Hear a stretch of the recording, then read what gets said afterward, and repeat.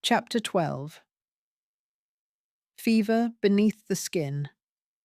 Cael sat at the edge of the firelight, the glow bronzing the sharp planes of his face, sweat clinging to his skin despite the cool night air. His leg throbbed from the trap's wound, but rest was impossible.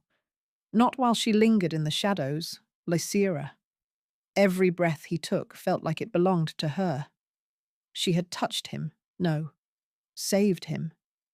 He remembered her lips on his torn flesh, the breath she left behind like smoke and incantation. She wasn't mortal. Her sheer, ethereal gown had clung to her like moonlit mist.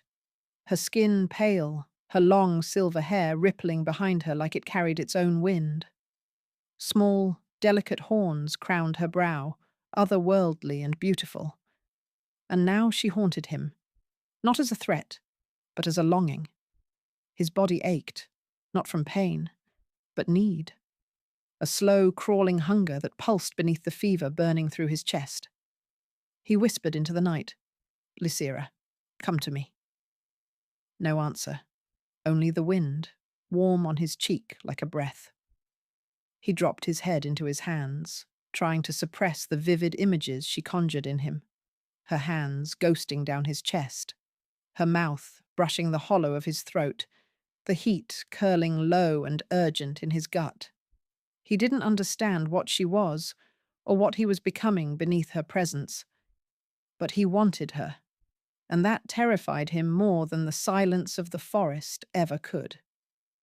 Lysira stood just beyond the trees, hidden in shadow, her breath shallow. She'd heard him. "Lysira, come to me."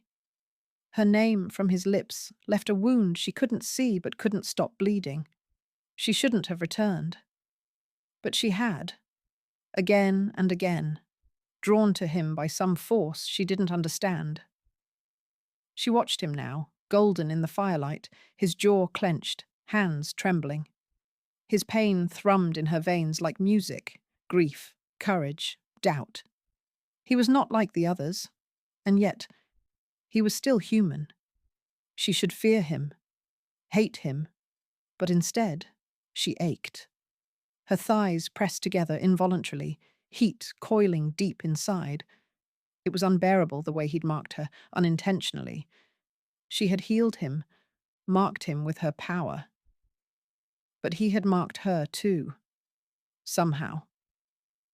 Her breath caught as she touched her chest, feeling her own pulse thundering beneath her skin. Was this some sickness he'd passed to her? Some madness? She turned away, trying to banish his face from her mind. But it followed, embedded like a sigil burned into her soul. She wanted his hands on her, not to destroy, to know. She wanted to lie beside him and feel his warmth against her skin, to hear his voice not in pain or desperation, but in whisper and wonder.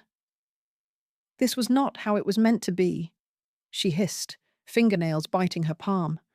She had been the monster, the nightmare in the trees, not the one who felt, not the one who yearned.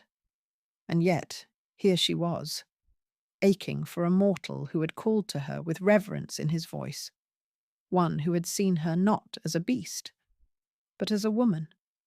The connection between them was a thread of silk and fire, fragile, dangerous, impossible to sever. She looked back one last time, heart hammering. He still sat there, waiting. And deep in the hollow of her chest, something ancient and long silent whispered, "Go to him." But she didn't move. Not yet. Instead, she turned from him again, trembling, the forest closing around her like a secret. But the bond remained, silent, smouldering, alive, and it would not be denied for much longer.